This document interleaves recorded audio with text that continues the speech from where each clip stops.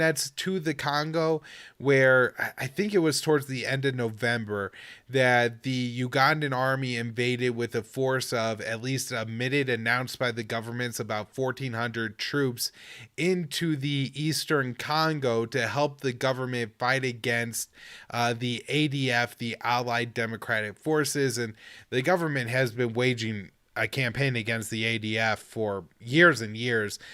They announced like a new campaign, I think in 2018 or 2019, and it's only increased the violence. You know, the more the government fights, it seems the more the ADF kills, and they do slaughter civilians. It's an absolutely brutal and disgusting group, and so the as far as reporting on the fighting goes, it's actually pretty scarce, at least in English. Reporting. If there's a lot of reporting going on in local languages or stuff, I'm just unaware of it.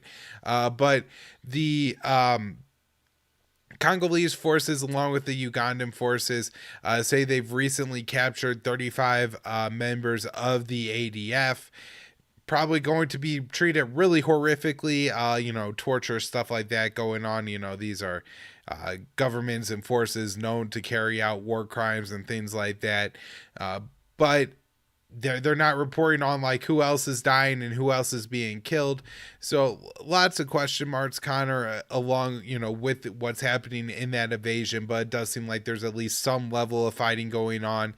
But my guess is that it's higher than we actually know, because the fighting has created a protest movement that actually wound up with 2 civilians being killed, and a police officer as well in Congo. And the protesters are claiming that there are also Rwandan forces in the Congo, and that they're supporting, which wouldn't be a huge surprise, because the Rwandan forces have a deep partnership with the US, and the US uses Rwandan forces as like a proxy force in Africa's Great Lakes region. There's a big press release from the Department of State from September, but just bragging about all the deep ties between the US and the Rwandan military. So I want to point that out.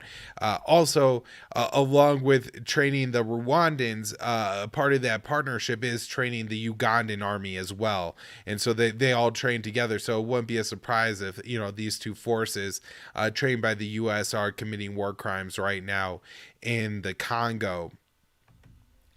There was a suicide bomber in the eastern Congo, and one of the reasons that this was noteworthy, Connor, was that 5 people were killed, and it was the first suicide bombing in the region. And so there's a real concern in the Congo that these kind of attacks are going to explode in this region. And if we look at the studies and everything on what causes suicide bombing, it's occupation. And so it's likely that the recent invasion of at least Ugandan forces into the Congo are helping to spur these attacks. And then overall in the Congo, just scores of people being killed. This particularly in northeastern Congo. The clashes took place where, in separate conflicts, the army battling the ADF, and then also a group called CODECO.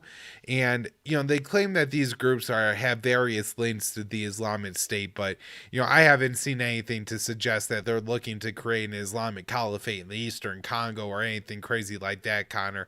If anything, it's just swearing allegiance and a little bit of jihadist branding, and it has nothing really to do with any allegiance to like bin Laden or anything like that.